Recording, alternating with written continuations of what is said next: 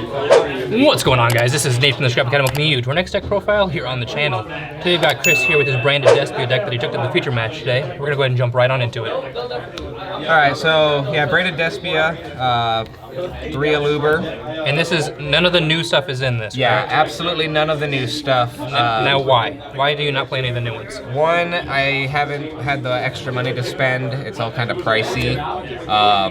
2, there is other stuff I actually want to play in the near future. So I'm kind of choosing to hopefully invest in that. Okay. Mix it up. I've been playing this deck for kind of a while. And the new stuff's good, but I'm kind of tired of reading new cards.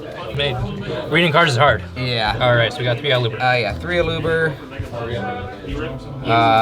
Last 2 Despia monsters, 1 each. Ad-lib and Tragedy. Get you 2 Aluber or Ad-lib. Specials back, Mirror Jade.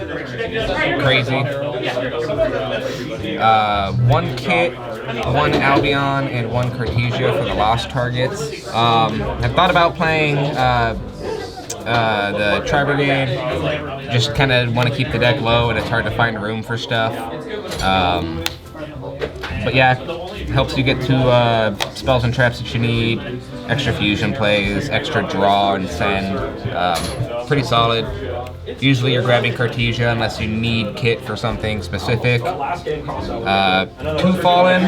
There's always argument to play the 3rd with cash running around. I usually have the problem of drawing both of them rather than both of them getting banished. So, I mean, it's, I guess, a little bit better. But, yeah, I keep joking that on the ban list they're going to ban Fallen of Albaz, and it'll be actually really funny. And then 1 Dark Magician, 1 Gimmick Puppet. Bane of my existence. Yeah, I'm tired of that too. I mean, a buddy of ours kind of said to another friend who's playing the deck, but not maining the puppet, it's like, why aren't you playing a win con? But the deck is a lot more fun when you don't make it, to be honest. And then 2 Imp. I don't think anybody's really playing the Patchwork Engine anymore, but I can't bring myself to cut it. Having Pauly to hard summon Chimera is just too good going second. Yeah, I just like the engine. And the fact that you can just ditch the edge and then be able to add the patchwork. Edge, just being able to get like free discard fodder for like Lubellion or for opening is really good, because the deck it has problems replenishing the hand sometimes, at least maybe without the new stuff. So yeah, the Patchwork Engine helps. And last 2 monsters, 1 Nib, extra light target for Albion, and I mean if you draw it, it's not bad to see. And then 1 Ash for cross out. That's it for the monsters. Spells, we have 3 Fusion. Heart and Soul of the deck, I mean minus Albaz himself. Definitely a ban-worthy card. I don't know if I would ban it, maybe limit it. Either way, yeah. It's been running around for way too long now. It's too crazy to resolve it. They keep coming out with more branded stuff though, so they're never gonna hit it. It doesn't even matter. Yeah, it's getting ridiculous. If anything, they'll just make it an ulti to make it even more expensive. Okay, I wouldn't complain about ulti-branded fusion. I actually think, didn't they say that in the OTS pack? Yeah, okay, that'll be really pretty, but... It's gotta spend the money to get them. Yeah. And then they'll ban it. Yeah, right, that'll be hilarious. 3 opening. I know some people are playing 2. You know, E-Telly for Aluber is pretty solid. Getting the extra plus off of like discarding Tragedy or Imp is always nice. You can draw out the Ash on the opening before you, and then already have the fusion. It's always great when you're like draw phase opening and they Ash it, and you're just like, all right, so main phase, I'll activate this Branded Fusion in my hand. Always feels good. And if that was the only interruption you had in your hand, probably just gonna scoop then. Oh, absolutely. 3 Fusion deployment. You want to see Cartesia. I'm only playing 1, so just better ways to see it. Got me actually out of some games tonight where I hard summoned Dragoon by bringing out Dark Magician and just sitting on him for a minute. It's actually pretty versatile, and getting a special Fallen of Albaz into a board without using your normal is always really nice actually, so actually pretty solid card. The 1 lost, 1 branded in red. Arguments to play multiple. The card's really nice.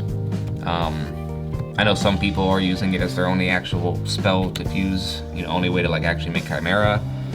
I like having the poly, so I don't have to rely on this. But yeah, card's super nice. Then last one-ofs are Gold Sark Foolish. Helps you get to a Luber so you can see your Branded Fusion. Really silly plays where you can just use these to banish your Gimmick Puppet or send your Gimmick Puppet or like Dark Magician and then just use them as fusion materials because Lubellion doesn't really care where they're at. And then 2 Patchwork and 2 Poly. Yeah, I just really like the engine. It sucks when you see double imp or, you know, combinations of that, but you make do with what you have. But when you get to see it, when you activate it and don't get drolled, it's really good. I feel like it allows you to play through the Ash, and if they Ash the Branded Fusion, you have the Patchwork. Yeah. You still have an option to do something. There was definitely a point tonight where I had to hard make Mirror Jade, you know, using Edgem Chain and Fallen of Albaz in hand, but because of this engine, I was able to do that and not just lose. I believe I actually won that game too.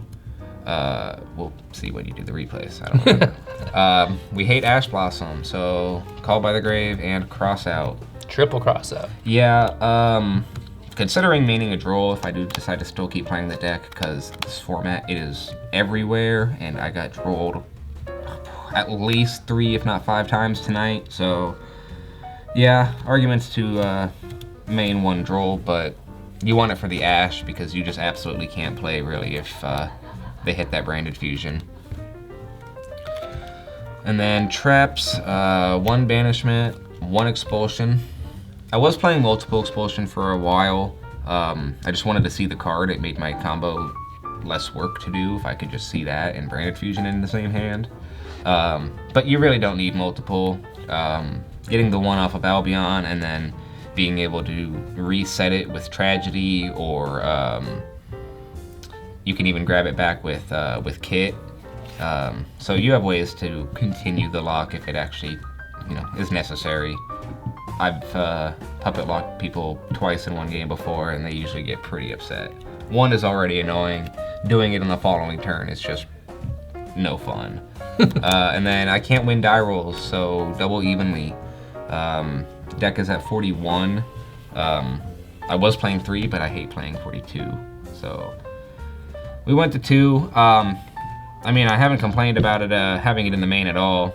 If I win the die roll and see it, well, it's just a free discard off of Lubellion or opening. If I don't, for some reason, a lot of people still don't expect main decked evenly. So yeah, definitely helps clear a lot of boards. Had actually a game, I think I was just testing with a buddy Ryan tonight, and the 1 of Nib and an evenly was actually ridiculous because he was forced to keep the token. So yeah, nice card. Can't win die rolls, so I feel like you kind of have to have it. Yep. For the extra deck, 3 Albion. I feel like he's one of your biggest consistency pieces after like your first turn. So being able to continuously send him and grab your spells and traps out of your deck so you can keep playing is really important. 2 Lubellion. Would only play 1 if Cash wasn't around, but with Hacker, Unicorn, and a Rice Heart, being able to put it face down, you need the second just in case. There's been plenty of times where I've goofed and not realized I had the second available, and yeah, definitely hurts. So 2 of them is necessary. Same with 2 Mirror Jade. I mean, Boss Daddy of the deck. Fantastic card, sends for cost, non-targeting banish. Definitely a great card. It's pretty good.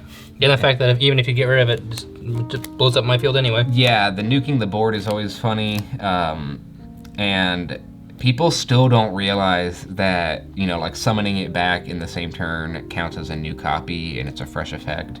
So, you know, I don't think this week, but last week I think I had people that, you know, I'd bring Mirror Jade back off of Adlib after banishing something, typical, you know, into Chimera with Branded and Red play, and then to clear like their last monster, I'd be like, all right, Mirror Jade effect again. Like, what do you mean again?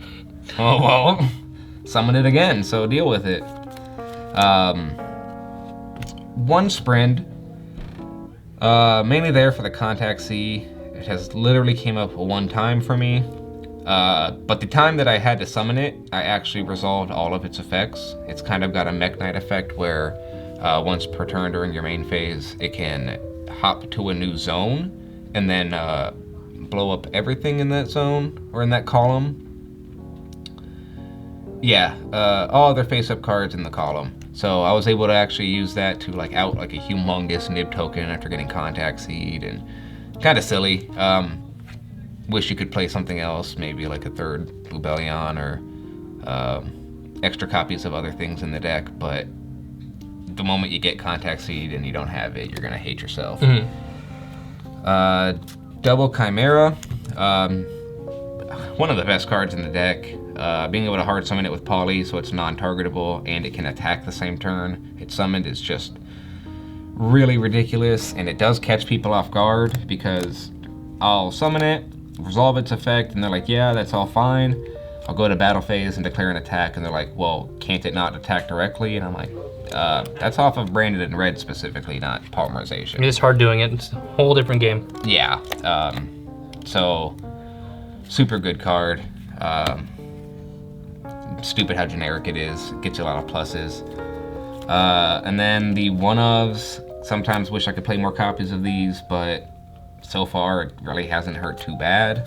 The one Grenold, which is pretty necessary, you know, pairs with Cartesia, makes your puppet lock a lot easier.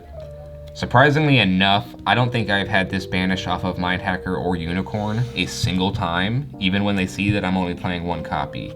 They always tend to just banish Dragoon, which in my opinion is fine. It is literally a win more card for me. I don't rely on it for my combo. I know a lot of players do or did. If I can make it, sweet. I don't try to shotgun it every time first turn. I prefer to do the lock and just play it safe. And then the one Masquerade, just in case for time.